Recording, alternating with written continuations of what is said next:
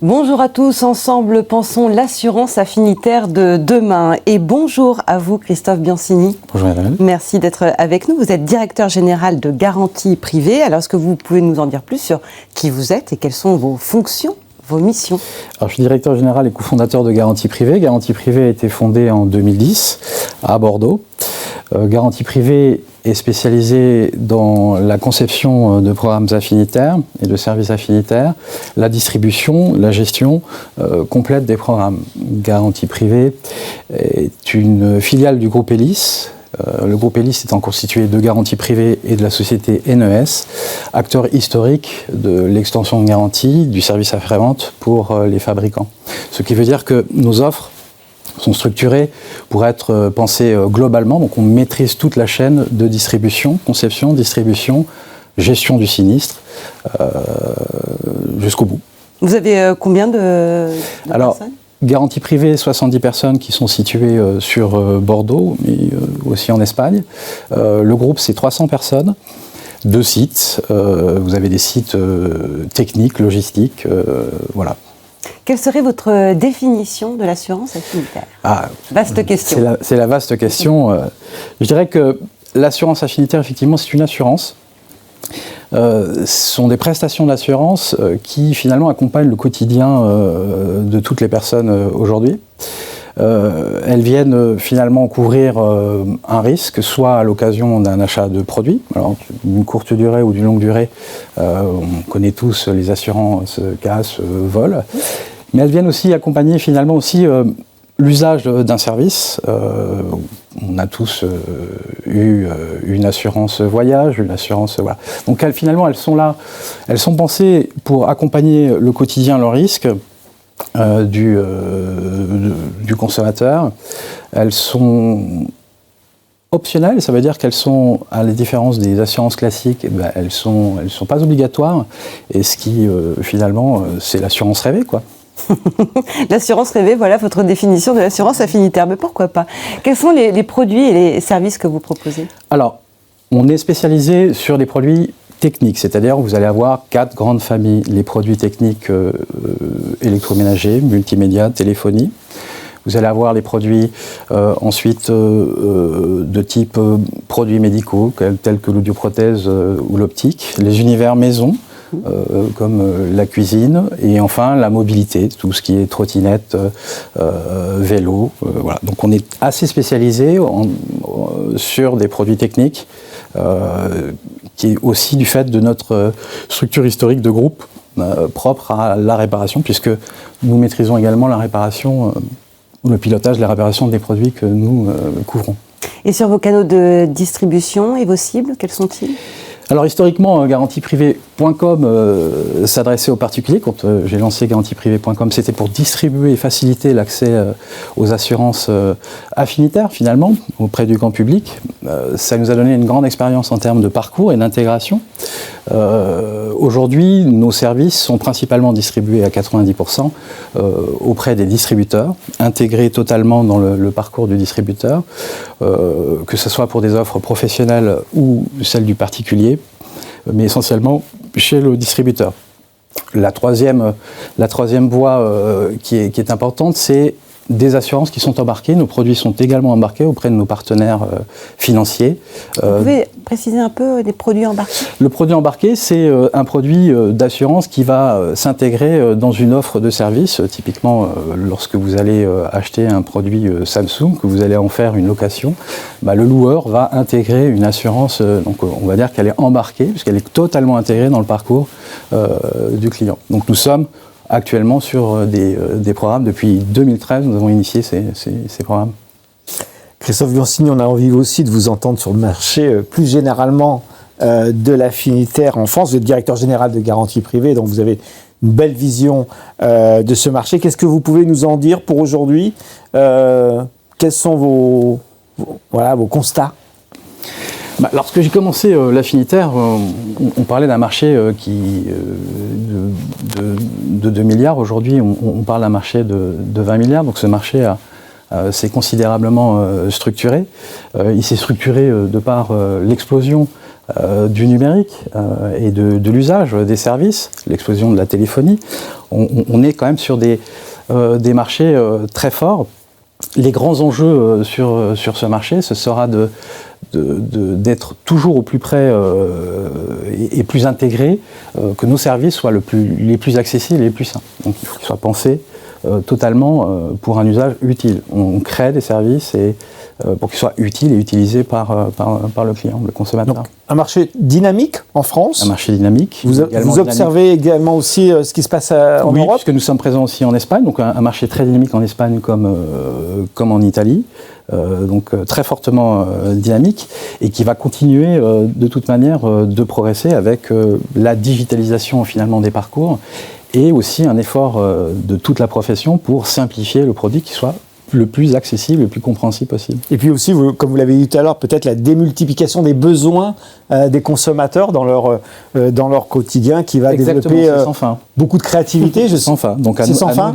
Oui, je pense que c'est sans fin, à la condition réellement d'avoir une offre qui soit utile, donc que le consommateur... Ça c'est vraiment c'est très important. Le mot important. L'utilité pour le consommateur final, le client final. Sans utilité du service, finalement, on peut retrouver des problématiques d'incompréhension et finalement de distribution.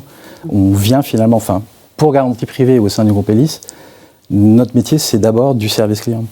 Vous avez probablement quelques idées pour demain. Vous dites que c'est sans fin, mais est-ce que vous avez quelques exemples peut-être d'évolution de l'assurance affinitaire dans des offres, dans des services peut-être? L'assurance affinitaire aujourd'hui est, en tout cas dans le rôle que l'on a avec le distributeur, est de plus en plus intégrée. Nous, historiquement, on l'intègre dans le parcours, les outils caisses du... Ça, c'est acquis, ça? C'est acquis, pas pour tout le monde. À consolider. Bon, c'est à consolider. Ça suppose effectivement un volet technique, mais pas seulement.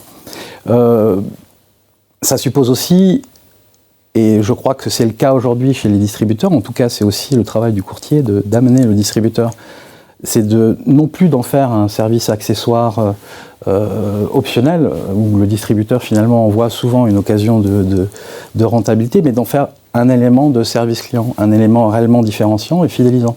Ce qui veut dire que plus ça va, plus effectivement nous allons intégrer le distributeur au cœur même du service, ce qui est très important pour nous.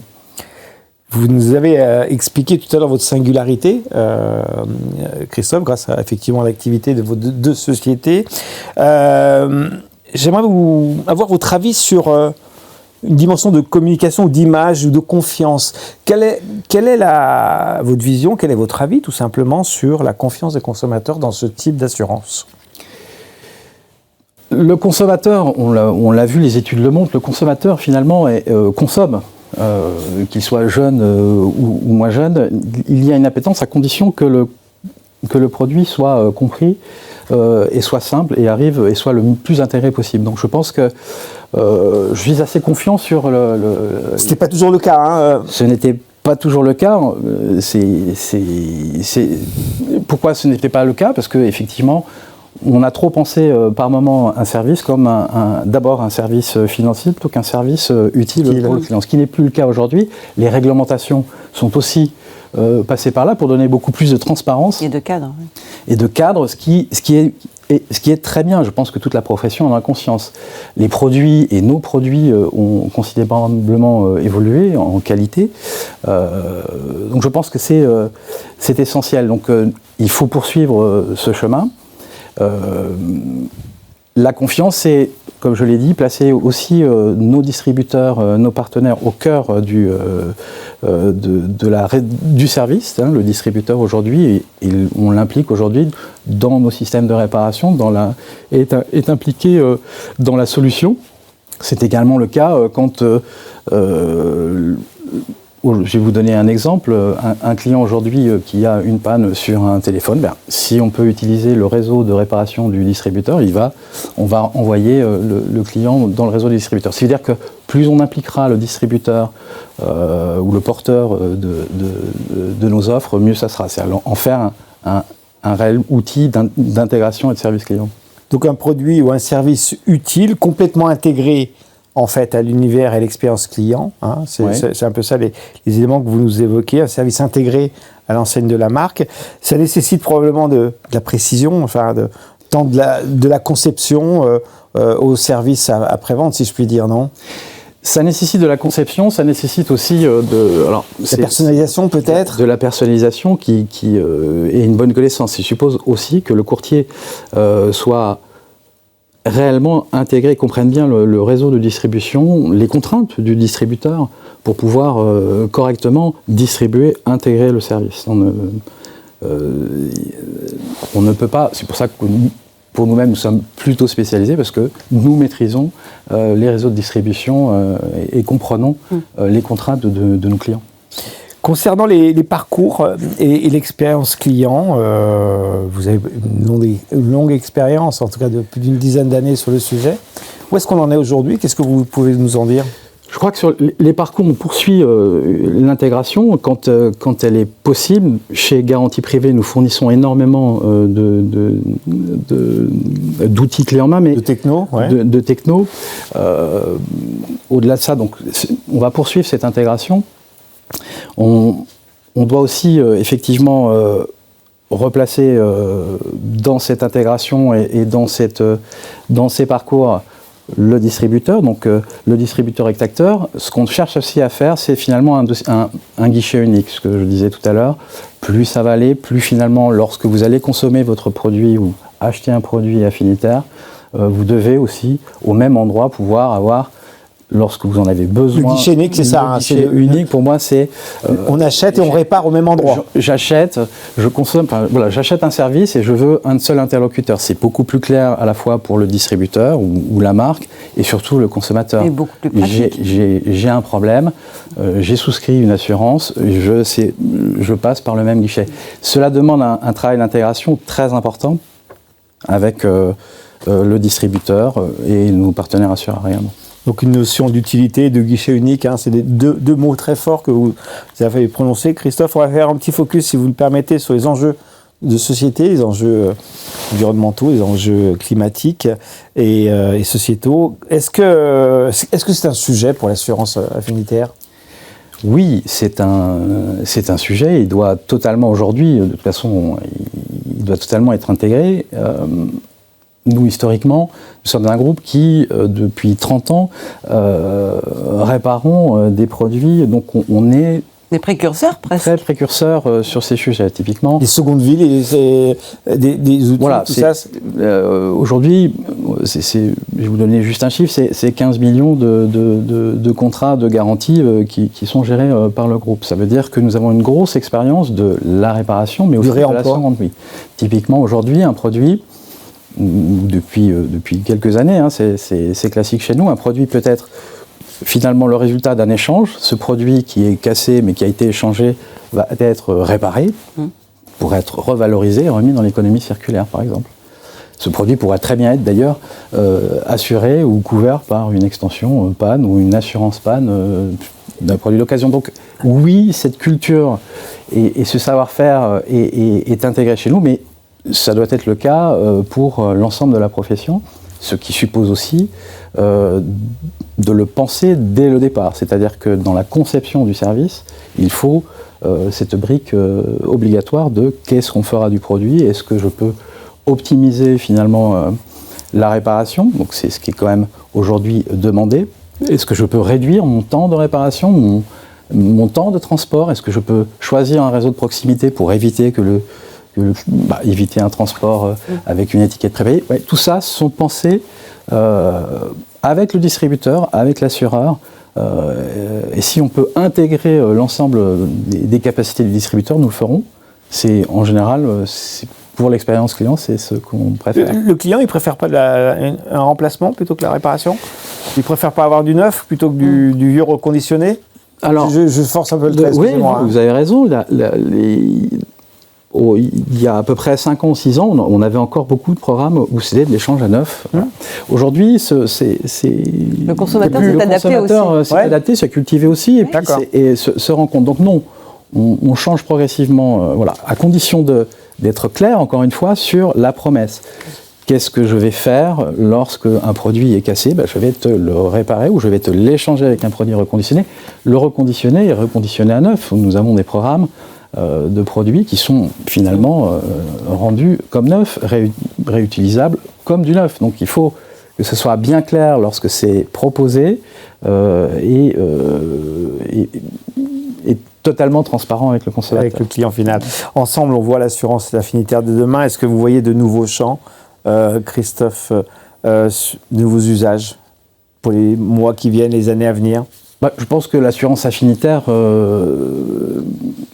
est déjà, pour moi, partout aujourd'hui. En fait, elle est intégrée dans tous nos modèles. Je pense qu'elle continuera à s'intégrer à condition de fournir un service utile, totalement compréhensible. Donc, il n'y a pas de barrière, en fait, si ce n'est que il y a une barrière réglementaire, une barrière technologique. Je crois que les vrais enjeux économique aussi, d'une certaine façon.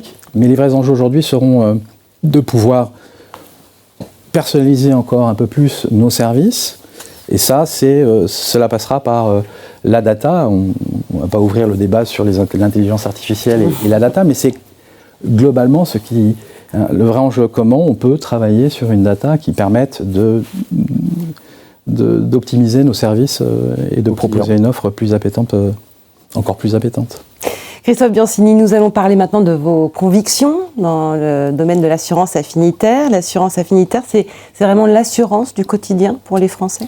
Je pense que l'assurance affinitaire est totalement aujourd'hui intégrée. Elle l'était il y a très longtemps avec nos cartes bancaires, même si personne ne s'en rendait compte et savait exactement. Aujourd'hui, ce n'est plus le cas. Aujourd'hui, l'assurance est utilisée et comprise pour des usages, j'en parlais tout à l'heure, de voyage, de loisirs, elle est partout. Tous les domaines de la vie. À condition qu'elle soit effectivement correctement proposée au bon moment et qu'elle fasse réellement ce qu'on lui demande, c'est-à-dire rendre un vrai service. Et vos convictions générales? Mes convictions générales, c'est qu'elles vont continuer nous devons, nous, professionnels, continuer de les rendre accessibles, les rendre lisibles. Et ça c'est un vrai sujet avec à la fois le courtier, le distributeur et surtout l'assureur.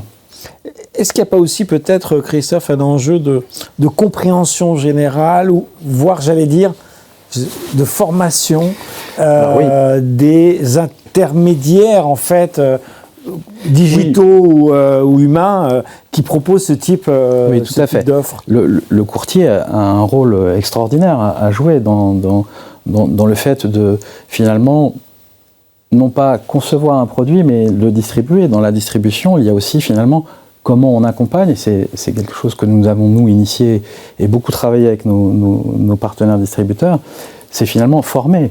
Car au final, hormis les plateformes digitales, dans les réseaux physiques, vous avez bien un vendeur qui va vous proposer une assurance. Il propose une trottinette, il n'est pas spécialisé de l'assurance, je suppose.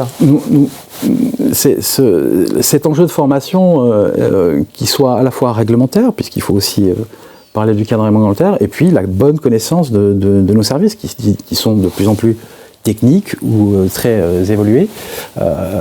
Cela passe par de la formation. Nous avons donc, depuis 2019, mis en place un vrai réseau de formation intégré. Nous avons 40 personnes en France et en Espagne qui sont au quotidien en magasin pour former sur les parties réglementaires de nos services, animer les services ou assister directement. Donc ça demande un effort et un investissement très important évidemment du courtier, mais ça apporte une transparence et une maîtrise globale de sa distribution. Donc c'est une manière d'y répondre, et c'est une manière aussi d'avoir tout de suite un écho du consommateur sur le terrain. Donc le groupe est fortement implanté et accompagne fortement ses partenaires distributeurs sur le terrain. Oui, parce que vous parliez tout à l'heure d'utilité, vous aviez vraiment focusé sur ce terme d'utilité pour le client final. Oui. Encore faut-il que le consommateur la comprenne, cette utilité. C'est d'où la formation du distributeur.